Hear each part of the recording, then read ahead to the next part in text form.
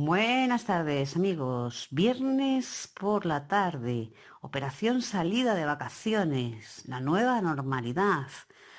Todo indica que el vídeo que voy a subir hoy no lo va a ver absolutamente nadie. Todo el mundo estará en la playa, todo el mundo esta noche saldrá de discoteca o se encontrará en algún pueblo de remoto de la España profunda donde por supuesto no alcance el wifi y mucho menos los datos por aquello de las coberturas y esas cosas. Pero yo, que voy a mi puta bola, y disculpadme por el palabra indecente, os voy a contar un nuevo vídeo. Y voy, si no os habéis dado cuenta, ya por temas, curiosidades un tanto morbosas. La de hoy es la historia de una joven que fue recluida durante 25 años por su propia familia.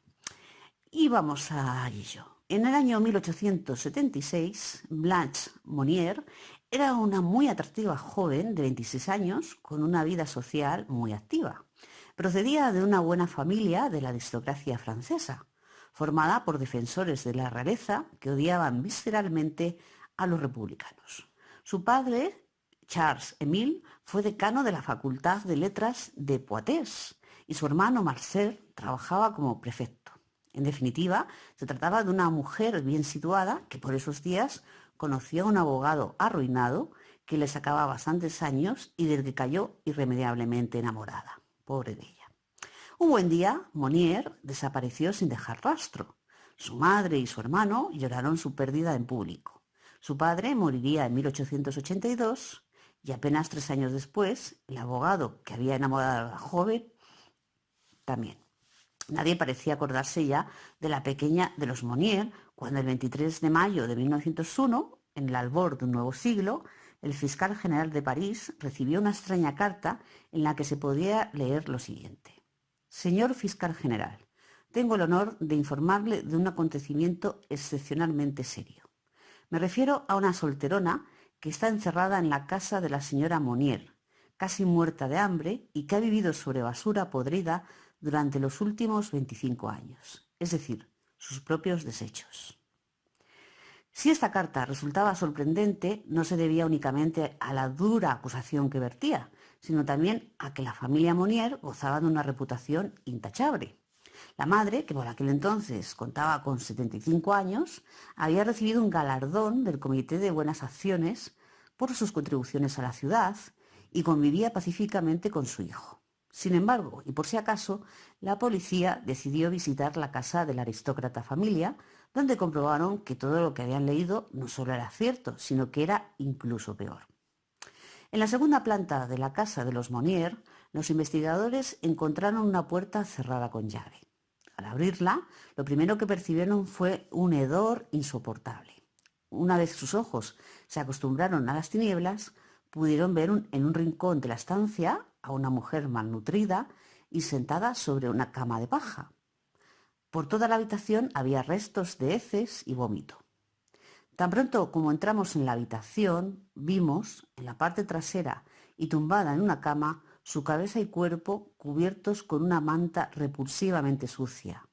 Una mujer que el señor Marcel Monnier identificó como su hermana, la señora Blanche Monnier. Declaró uno de los testigos en el juicio oficiado por el juez Dufresne. La desafortunada mujer estaba tumbada completamente desnuda sobre un lecho de paja podrida. Todo a su alrededor formaba una especie de costra formada por excrementos, trozos de carne, verduras, pescado y pan podrido. También vimos cáscaras de ostras y bichos corriendo por la cama. Cuando los policías intentaron hablar con ella, se limitó a gritar y encogerse en su cama. Rápidamente los agentes de la ley salieron de la habitación, disuadidos por el insoportable hedor, para registrar el resto de habitaciones. El comedor estaba bien amueblado, la cocina cuidada y la escalera limpia. Todo estaba en su sitio. La anciana señora Monnier estaba ataviada con una bata de vestir decorada con cuadrados negros y blancos. En resumen, no parecía ser la clase de mujer que rechazaba su cuidado personal. Ello no evitó que fuese apresada rápidamente y terminase confesando lo que había ocurrido. Preocupada porque su hija alternase con el anciano y fracasado comerciante del que hablábamos al principio del vídeo, que podía poner en entredicho el honor de la familia, decidió encerrarla en su cuarto hasta que lo rechazase. Algunas versiones señalan que Blanche pudo llegar a tener un hijo con el abogado arruinado. Algo que no ocurrió en los últimos 25 años, ni siquiera después de la muerte del enamorado de la joven, que también os he comentado que falleció. Para entonces, Blanche había perdido la cabeza irremediablemente, tras pasar más de 2 décadas sin ver la luz del sol. Pesaba tan solo 24 kilos, al haberse alimentado tan solo con los restos de la comida de su madre, que apenas sobrevivía 2 semanas más tras sufrir un ataque al corazón al ser detenida. El juicio, que conmocionó Francia, arrancó el 11 de octubre. En él se declaró a Marcel, el hermano de Blanche, cómplice de actos de violencia y fue condenado a 15 meses de prisión. Según su versión de los hechos, había intentado internar a Blanche en un manicomio, pero se había encontrado con la negativa de su madre, ya que ello pondría en tela de juicio su honor. Además, añadía que la mujer podría haber abandonado la habitación cuando quisiera. En el proceso se puso de manifiesto que Blanche sufría una larga lista de problemas mentales que se agravaron con el tiempo, de la histeria anoréxica a la coprofilia. Explico. Coprofilia consiste en comer heces, pasando por el exhibicionismo. Y esto no hace falta que os explique, me imagino que sí sabréis cuál es la definición del concepto. Blanche sería enviada al hospital psiquiátrico de Blois, donde moriría en 1913, el mismo año que su hermano, retirado en una mansión de los Pirineos. Nadie sabe quién envió la carta anónima, aunque entre los candidatos se encuentran tanto su propio hermano, Marcel, como alguien relacionado con el personal de servicio de la casa.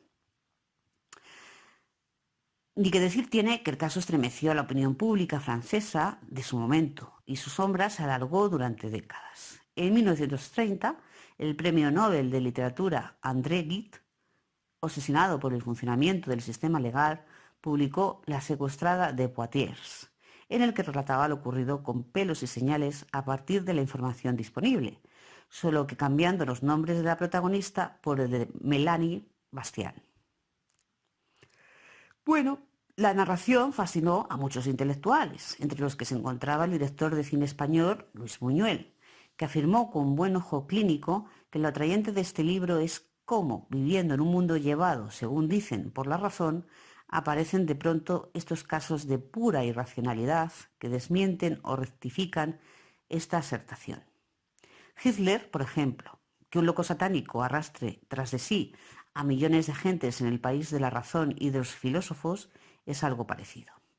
Lo que para muchos es una de las historias más románticas del siglo XIX, la enamorada que no quiso renunciar a su amor ni siquiera después de muerto, para otros tantos es un reflejo de la irracionalidad que puede promover un sistema de valores intolerante y clasista como el de la aristocracia francesa de la época.